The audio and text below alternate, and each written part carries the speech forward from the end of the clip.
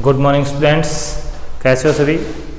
आशा करते हैं कि आप सभी अच्छे होंगे और अपने जो कार्य है उसको नियमित रूप से कर रहे होंगे। ऑनलाइन क्लासेस के अंदर मुख्य उद्देश्य ये होता है कि आप ऑनलाइन उपस्थित हों। अगर ऑनलाइन नहीं आ सकते तो उसके बाद जो लिंक शेयर किया जाता है उस लिंक पर आपको रोज़ाना अपनी स्टडी करनी बहुत ही ज़रूरी है, क्योंकि ये आपका काम होता है। हमारा काम सिर्फ पढ़ाने तक है, उसके बाद पढ़ना आपका काम है। और सीधी सी बात यही है कि जब तक आप जो करवाया हुआ काम टाइम पर नहीं करोगे तब तक उसके करवाने का कोई फ़ायदा नहीं है। आपको खुद अपना जो है कैरियर बनाना है और इस कैरियर को बनाने के लिए आपको जी तोड़ मेहनत करनी बहुत ज़रूरी है। आपका हर कमेंट साथ के साथ देखा जाएगा।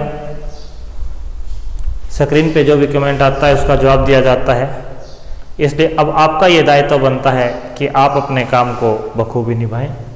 यदि उसमें कोई त्रुटि है तो उसे दूर करें, समय का पालन करें। अब मैं आज ज्योग्राफी के अंदर हमने लास्ट डे भूकंप किया था, उसके बाद एक दूसरी भूगर्भिक घटना जो बहुत ही नुकसानदायी होती है उसका अध्ययन करेंगे। यह है ज्वालामुखी। डियर स्टूडेंट, पहले हमें पता होना चाहिए ज्वालामुखी किसे कहते हैं। ठीक है, मैं कई बार आपको बता चुका हूँ कि जैसे जैसे हम पृथ्वी में अंदर की तरफ गहराई की तरफ बढ़ते हैं वैसे वैसे तापमान क्या हो जाता है, गहराई के साथ साथ तापमान बढ़ता है। अब डियर स्टूडेंट एक बात बताएं, जब तापमान बढ़ेगा तो नीचे पदार्थ सीधी सी बात है तरल अवस्था में होंगे। तरल अवस्था में जो पदार्थ होते हैं वो पदार्थ, उस गर्म चीज को हम क्या कहते हैं, लावा। क्या कहते हैं, लावा। और ये लावा क्या है, पिघली हुई अवस्था में पदार्थ है, इसके साथ कुछ गैसें भी होती हैं। जब ये लावा भूपटल की तरफ ऊपर उठता है और ये भूपर पट्टी है इसको तोड़कर बाहर निकल जाता है। क्या हो जाता है, बाहर निकल जाता है। अब बाहर निकलते समय इसमें लावा भी होगा, राख भी होगी, कुछ गैसें भी होंगी और जलवाष्प भी होंगे। अब ये जो चीज है ना, इन चीजों को हम क्या कहते हैं। अब ये भूमि के अंदर जो लावा था इसने भूमि की इस परत को तोड़ा, परत को तोड़ने के बाद बाहर आया। इसके साथ क्या है, भूगर्भिक घटना है, आकस्मिक घटना है। इससे लावा, राख, जलवाष्प और गैसें बाहर निकलती हैं। इन गैसों में कुछ जहरीली गैसें भी हो सकती हैं और ये गैसें जब बाहर निकलती हैं तो इसे हम कहते हैं ज्वालामुखी का फटना या ज्वालामुखी। अब इस प्रकार ये जो हमारा छिद्र बन रहा है, अब ये यदि सपोज करो थोड़ी मात्रा में लावा और ये पदार्थ निकलते हैं तो ये क्या बनता है, इसको त्रिशंकु कहते हैं। ज्वालामुखी त्रिशंकु बन जाता है, त्रिशंकु। और जब यह बहुत ज्यादा मात्रा में निकलता है, ज्यादा विस्फोट होता है तो ज्वालामुखी पठार बन जाता है। डियर स्टूडेंट, अब ये जो इसका मुंह होता है, ये छोटा मुंह होता है, इसलिए इसे क्रेटर कहते हैं। क्या कहते हैं, क्रेटर। इसको कहते हैं हम क्रेटर। और जब ये ज्यादा फटता है, ज्यादा बड़ी मात्रा में बनता चला जाता है और इसको फिर हम क्या कहेंगे, काल्डेरा। काल्डेरा या काल्डेर। ठीक है, ये काल्डेरा जब वर्षा होती है इस गड्ढे में एक कीप आकार का हो जाता है तो वर्षा का पानी भर जाता है और इस प्रकार एक झील का निर्माण होता है जिसको हम क्रेटर या काल्डेरा झील कहते हैं। ये क्रेटर बना, कीप की आकृति थी इसकी।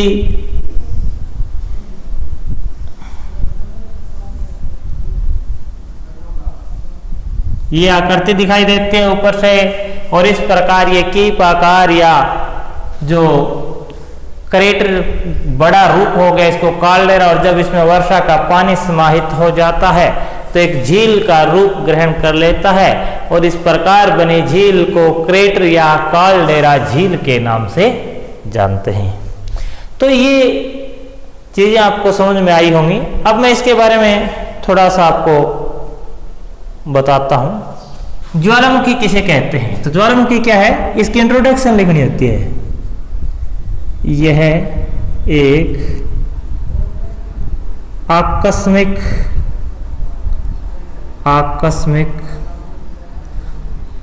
क्या होती है? अचानक घटने वाली, आकस्मिक घटित या घटने वाली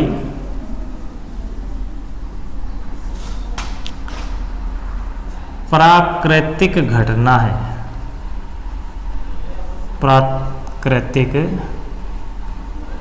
घटना है जो बहुत विध्वंसकारी है। विध्वंस का अर्थ क्या होता है?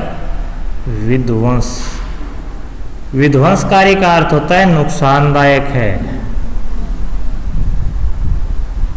यानी अचानक घटने वाली घटना है जिसको हम आकस्मिक नाम से जानते हैं, और यह क्या है? बहुत ही विध्वंसक रूप ग्रहण कर सकती है या बहुत ज्यादा नुकसान कर सकती है। इसे हम क्या कहते हैं?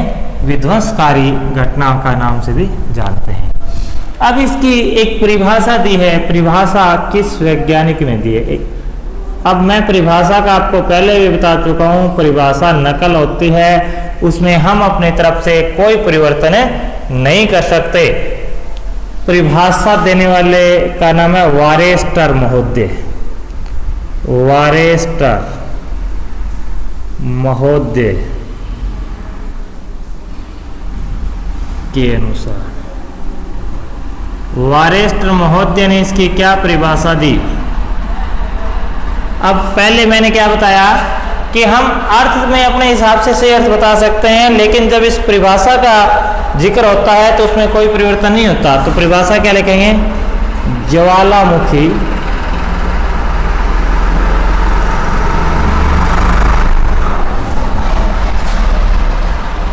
बंद करो यार ये सब। ज्वालामुखी प्राय एक गोलाकार छिद्र होता है, प्राय एक गोलाकार छिद्र होता है। ज्वालामुखी प्राय एक गोलाकार छिद्र होता है। गोलाकार यानी पूर्णतः गोल की जरूरत नहीं, लेकिन ये लगभग क्या होता है? गोल होता है, गोलाकार होता है। और छिद्र मैंने आपको पहले ही बता दिया छिद्र क्यों कहा है, जिससे होकर, मैं ये समझा चुका हूं आपको, जिससे यानी उस छिद्र से होकर क्या चीज आएगी? वहां मैंने आपको बताया था गर्म तप्त लावा आएगा, इसके साथ क्या चीजें आती हैं? जिससे होकर पृथ्वी के आंतरिक भाग से, कौन से भाग से? आंतरिक भाग से। आंतरिक भाग में अभी मैंने आपको क्या बताया? वहां क्या थी? जैसे जैसे टेम्परेचर बढ़ता जाता है क्या चीजें आ रही थी?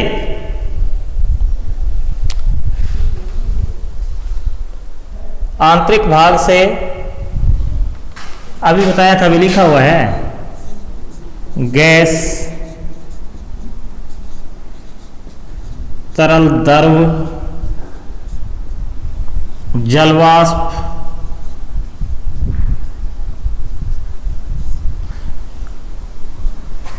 राख। ये देखो ये चीजें ऊपर मेरी वहां पर लिखी हुई हैं, एक एक चीज, गैस, जलवाष्प, लावा, राख, ये चीजें क्या है? धरती के अंदर हैं जैसे जैसे। इसके अलावा तरल द्रव को हम लावा भी लिख सकते हैं भाई। क्या लिख सकते हैं? लावा भी लिख सकते हैं। उसके बाद है चट्टानों के टुकड़े या सैलखंड।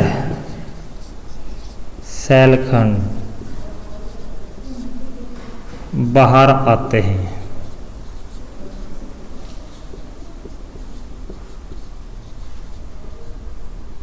यह है परिभाषा वारेस्टर महोदय की, अकॉर्डिंग टू वारेस्टर। अब पता चला आपको, ये परिभाषा दी थी वारेस्टर महोदय ने। अभी मैंने आपको एक चीज समझाई थी कि पृथ्वी के आंतरिक भाग में तापमान ज़्यादा है, और तापमान ज़्यादा होने से यहाँ पर जो पदार्थ हैं वो पिघली हुई अवस्था में, किस अवस्था में मिलेंगे? पिघली हुई अवस्था में मिलेंगे, और पिघली हुई अवस्था में जो पदार्थ मिलता है उसको हम लावे का नाम देते हैं, लावा कहते हैं। और ये जब ऊपर उठता है, भूमि की सतह को तोड़कर बाहर निकलता है, तो ये देखो छिद्र बनेगा।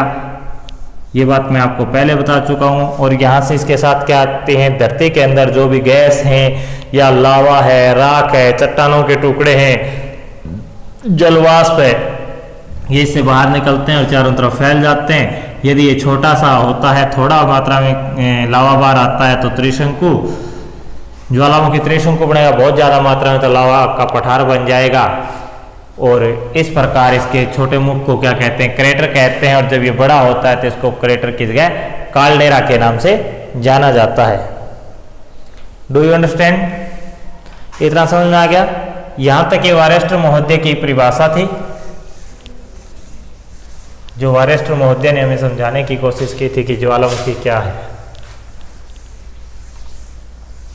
तो ज्वालामुखी क्या है? आकस्मिक घटित होने वाली ऐसी घटना जिससे पृथ्वी के आंतरिक भाग में उपस्थित जलवाष्प, गैस, लावा धरती की ऊपरी सतह या परत को तोड़कर बाहर आते हैं और ठंडा होकर जमने पर एक सेल का निर्माण करते हैं, जो मैं आपको बता चुका हूँ। उसे क्या कहते हैं? आग्नेय सेल। आग जैसी, इग्निसिस शब्द से जिसकी उत्पत्ति हुई उसे हम क्या कहते हैं? आग्नेय सेल। अब इसके बाद हमारा आता है ज्वालामुखी की संरचना कैसी है। अब हम अध्ययन करेंगे ज्वालामुखी की संरचना का। संरचना, ज्वालामुखी की संरचना का अध्ययन करेंगे भाई। भूतल पर या भूपटल पर, भूतल पर जिस छिद्र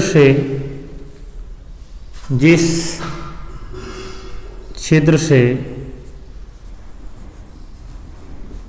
लावा, राख,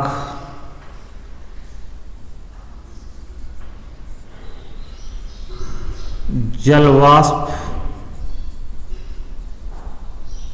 और क्या चीजें आई थी? लावा आया था, जलवाष्प आए थे, गैसें,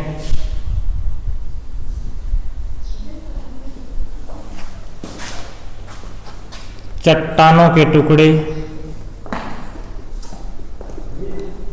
चट्टानों के टुकड़े। क्या हुआ था? भूतल पर जिस क्षेत्र से क्या किया था इन्होंने? बाहर निकले थे। क्या है? टुकड़े बाहर निकले।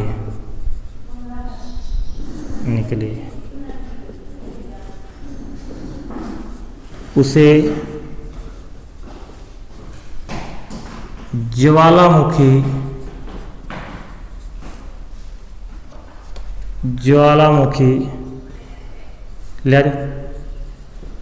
छिद्र या मुख कहते हैं।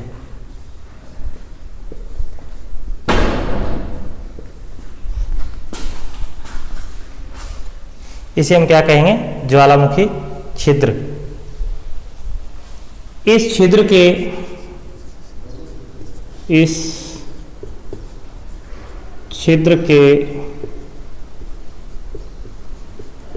चारों ओर, इस छिद्र के चारों ओर क्या चीज आई थी? वे भी मैंने आपको बताया था। इस छिद्र के चारों ओर क्या चीज आई थी?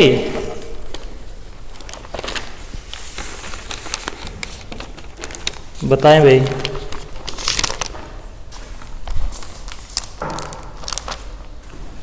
इस छिद्र के चारों ओर आपको बताया था अभी, लावा वगैरह, निकली हुई सामग्री। सामग्री का अर्थ क्या है? ये जो सामान बाहर आया था उसको हमने क्या कहा? सामग्री के जमा होने से,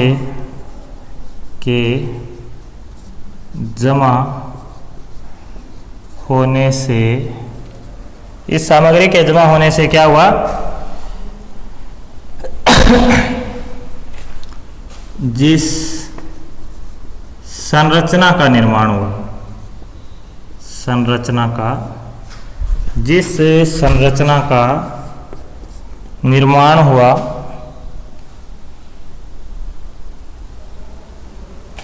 जिस संरचना का निर्माण हुआ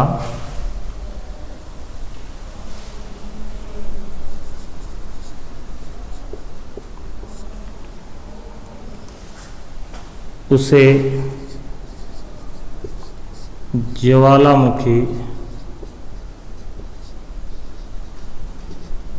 शंकु कहते हैं। ये बात मैंने पहले आपको उस चित्र के माध्यम से बताई थी भी।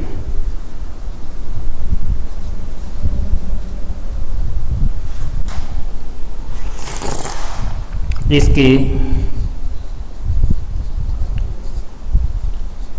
ऊंचाई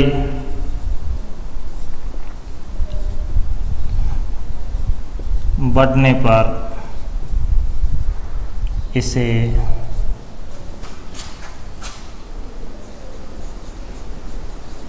ज्वालामुखी पठार कहते हैं।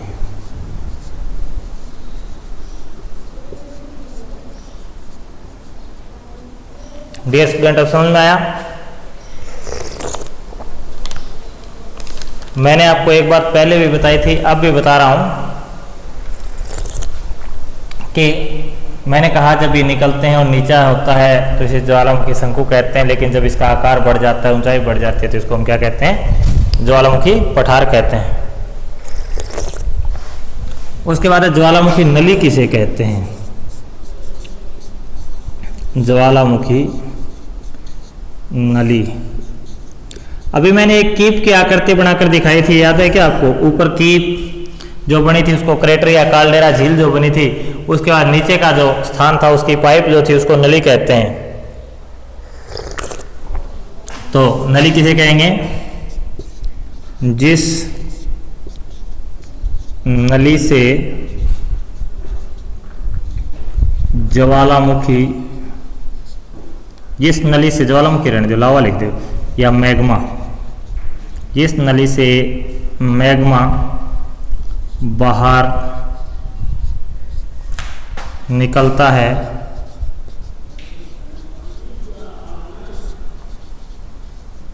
उसे ज्वालामुखी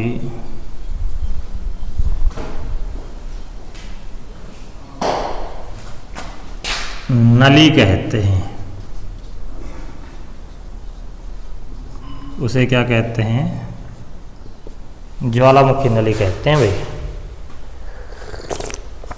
आई बात समझ में?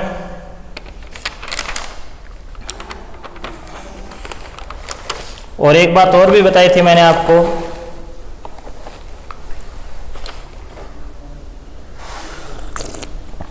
नली के ऊपर अभी एक कीप शब्द का प्रयोग किया था हमने। नली के ऊपर, नली के ऊपर क्या बताया था मैंने?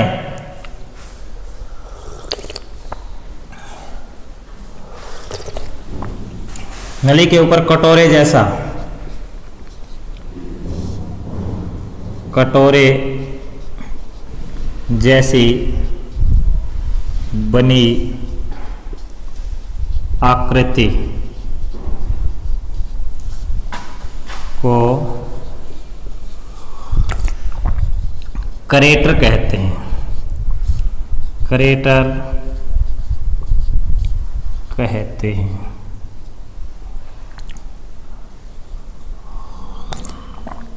क्रेटर के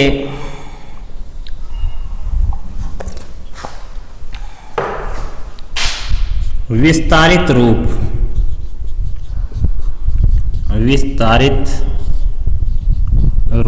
को कालडेरा कहते हैं। क्रेटर के विस्तारित रूप को क्या कहते हैं? कालडेरा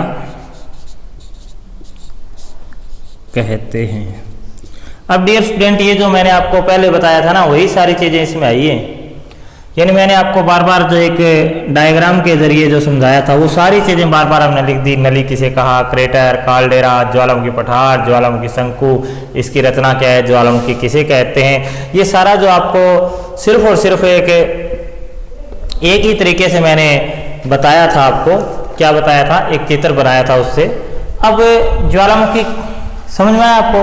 क्रेटर झील कैसे बनती है, काल्डेरा झील क्या है, या क्रेटर किसे कहते हैं, काल्डेरा किसे कहते हैं, ज्वालामुखी शंकु किसे कहते हैं, ज्वालामुखी किसे कहते हैं, या रोस्टर की परिभाषा पूछ ली जाती है, या ज्वालामुखी नली पूछ ली जाती है, कीप के आकृति वाली पूछ ली जाती है। उन सभी के एक दो जितने भी क्वेश्चन बनते हैं ये आपको यहाँ से स्पष्ट होना चाहिए। अगर यहाँ तक कोई प्रॉब्लम हो तो आप प्रॉब्लम शेयर कर सकते हैं।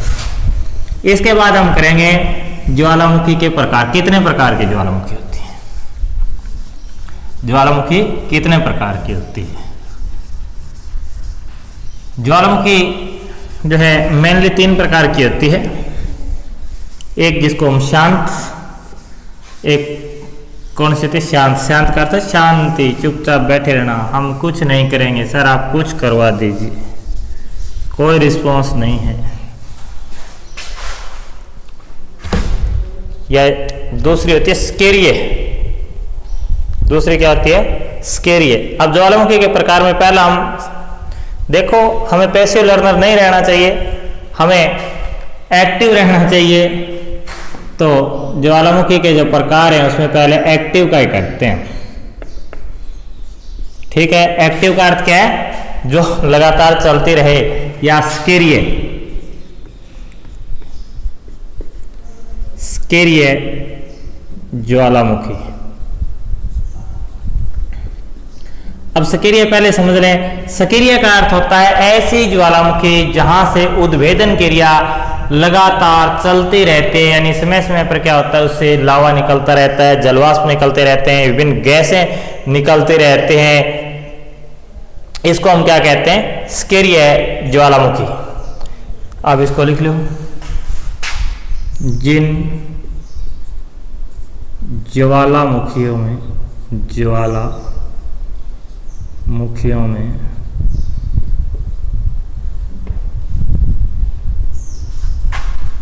उद्भेदन।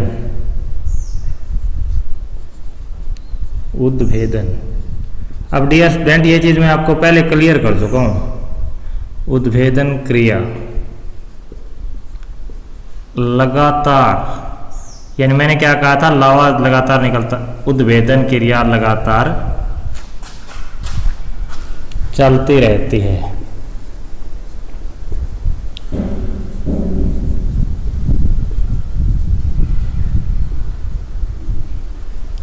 उसे कौन सी ज्वालामुखी का नाम देंगे भाई, आप बताओ? शाबाश। इसे मैं स्केरिये भी कह सकते हैं, या जागृत भी कह सकते हैं। क्या कह सकते हैं? स्केरिये या कर ले, स्लेस लगा, स्केरिये या जागृत ज्वालामुखी कहते हैं। इसे हम क्या कहते हैं? स्केरिये या जागृत। यानी स्केरिये या जागृत कौन सी होगी? जिसमें उद्भेदन क्रिया लगातार चलती रहे, या जिससे लावा गैसें निकलते रहे, उसे हम क्या कहते हैं? स्केरिये या जागृत कहते हैं। इसका उदाहरण इटली देश का नाम सुना है क्या आपने? इटली का। अब इटली देश का नाम है तो ज्वालामुखी का नाम भी इसी नाम पर होना चाहिए। बताओ भाई क्या होना चाहिए? इटली का एटना ज्वालामुखी। एटना ज्वालामुखी इसका उदाहरण है। कौन सा ज्वालामुखी इसका उदाहरण है? बताएं स्टूडेंट्स, कौन सा ज्वालामुखी जागृत ज्वालामुखी का उदाहरण है? इटली देश के अंदर जो एटना, इटली देश के अंदर एटना जो ज्वालामुखी है वो किसका उदाहरण है? स्किर्य ज्वालामुखी का। क्यों है? क्योंकि पिछले 2500, अब कुल 25 मत लिख देना, पिछले 2500 सालों से इसमें यही क्रिया, अब इसको क्रिया मत बोले करो, क्रिया क्योंकि कै के पैर में रह पूरा है, क्रिया कहते हैं। आया समझ में? ये हमारा पहला पार्ट है ज्वालामुखी का, जो आपका स्क्रिय था, यानी कंटिन्यू लगातार चलता रहता है, उसे हम क्या कहते हैं? इसे हम कहते हैं स्क्रिय। दूसरा होता है प्रक्षुब्ध। प्रक्षुब्ध ज्वालामुखी।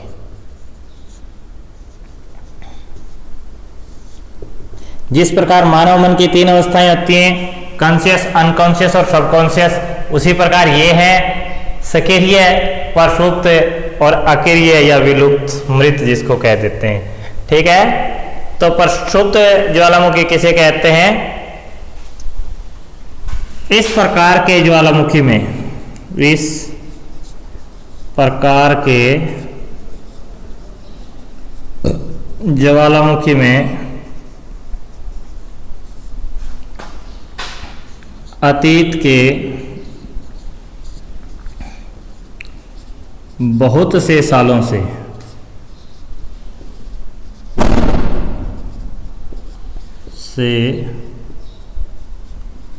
उद्भेदन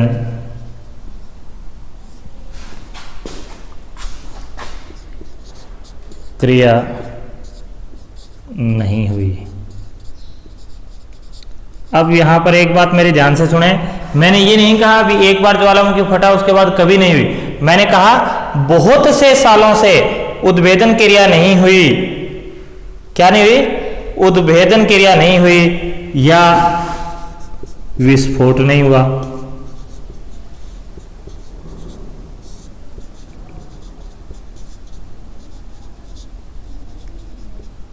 लेकिन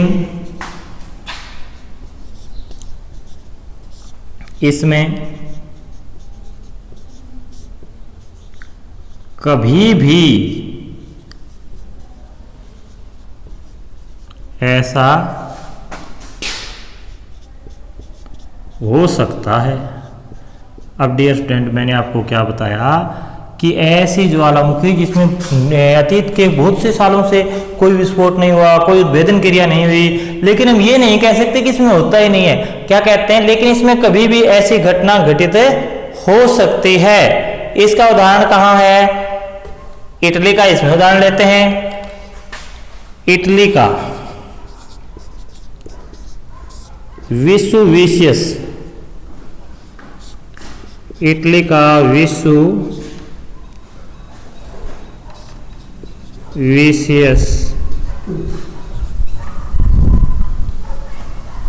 इट्स ओके सर, कोई बात। इटली का विसुविशियस, सॉरी विसुविशियस ज्वालामुखी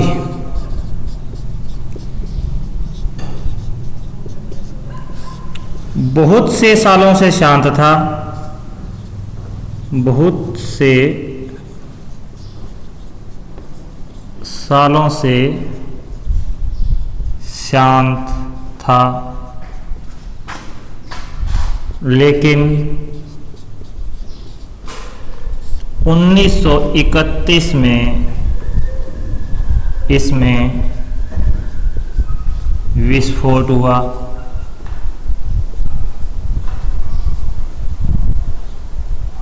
अब देखो, एक तो सक्रिय था, ये क्या आ गया? प्रक्षुब्ध। शांत, जैसे कोई इंसान है वो शांति से सोया है, ठीक है, सो रहा है, रहने दो, लेकिन पता नहीं है हड़बड़ाहट में कब खड़ा हो जाएगा, तो इस ज्वालामुखी का हाल है। भी शांत पड़े है, लेकिन इसका भरोसा मत करो, इसमें विस्फोट हो भी सकता है। और ये भी इटली का उदाहरण है। अब एक और प्रकार रह गया, विलुप्त या मृत।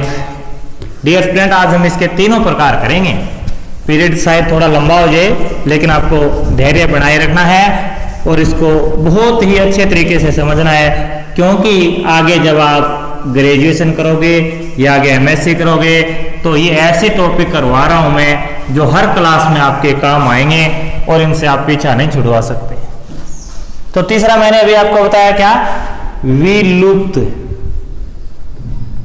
विलुप्त या मृत ज्वालामुखी, विलुप्त या मृत ज्वालामुखी। यानी पहले नाम से ही मैंने आपको स्पष्ट कर दिया, पहले में हमने क्या किया, जिसमें लगातार क्रिया चलती रहती है। दूसरा, बहुत सालों से बंद थी लेकिन पता नहीं कब शुरू हो जाए। तीसरा क्या है, मृत या विलुप्त, यानी एक बार विस्फोट हुआ लेकिन उसके बाद वहां पर क्या हो गई, शांति व्यवस्था कायम हो गई।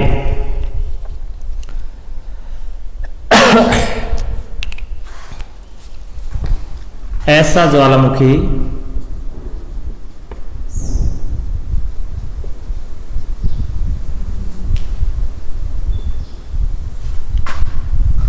जिसमें ऐतिहासिक काल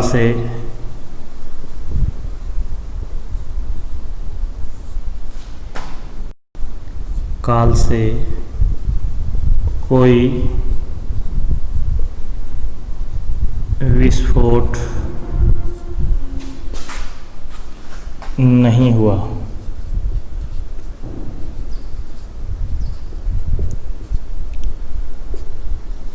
इस पर मिट्टी तथा पानी बढ़ने से ये या तो समतल हो गया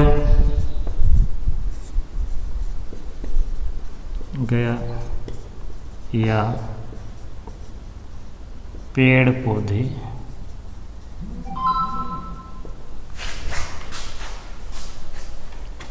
क्या हो गया, या तो ये मिट्टी से समतल हो गया, पेड़ पौधे उग गए। यानी सीधी सी बात है, पेड़ पौधे उगे, घास झाड़ियां उगे, जब मिट्टी समतल हो जाती है, उबड़ खाबड़ भी रह जाती है तो भी मिट्टी और जल से ढक जाता है। इसका उदाहरण कौन सा है, ईरान का फोह सुल्ताना। जैसे ईरान का, अब देखो भी नाम ही ऐसे हैं जो आपको याद करने पड़ेंगे। ईरान का फोह सुल्ताना, फोह सुल्ताना, ईरान का फोह सुल्ताना। एक उदाहरण और दिखवा देता हूं मैं, दूसरा कौन सा है, म्यांमार का पोपा। म्यांमार जिसको बर्मा कहते हैं, म्यांमार का पोपा इसके उदाहरण है। ये दो ज्वालामुखी हमारे जो क्या है, मृत ज्वालामुखी, विलुप्त ज्वालामुखी हैं। तो डियर स्टूडेंट, आज हमने ज्वालामुखी का टॉपिक किया, जिसके अंदर हमने ज्वालामुखी किसे कहते हैं, ज्वालामुखी की डेफिनेशन और ज्वालामुखी के प्रकार किए। ज्वालामुखी एक ऐसी भूगर्भिक आकस्मिक क्रिया है जिसमें पृथ्वी के आंतरिक भाग में तप्त गर्म लावा जो था वह ज्वालामुखी घटनाओं के कारण धरती पर आया और इसने क्या किया, तबाही मचाई। इसके संपर्क में जो चीज़ें आती हैं वो जलकर नष्ट हो जाती हैं और इस समय लावा, राख, गैसें, चट्टानों के टुकड़े बाहर निकलते हैं। और इसका जब ये छोटा क्षेत्र होता है तो इसमें क्रेटर कहते हैं, और जब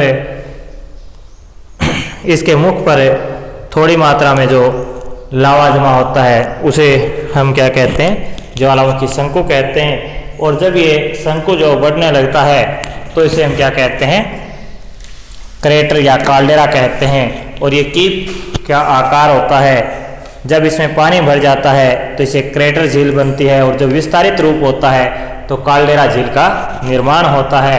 और उसके बाद जो नीचे कीप की आकृति की नली मैंने बताई उसे हम ज्वालामुखी नली कहते हैं। और इसके तीन प्रकार, जिसे हम सक्रिय, प्रक्षुब्ध या विलुप्त, और एक हमारा जो है प्रक्षुब्ध ज्वालामुखी, ये तीनों प्रकार हमने किए। Thanks a lot. जय हिंद, जय भारत।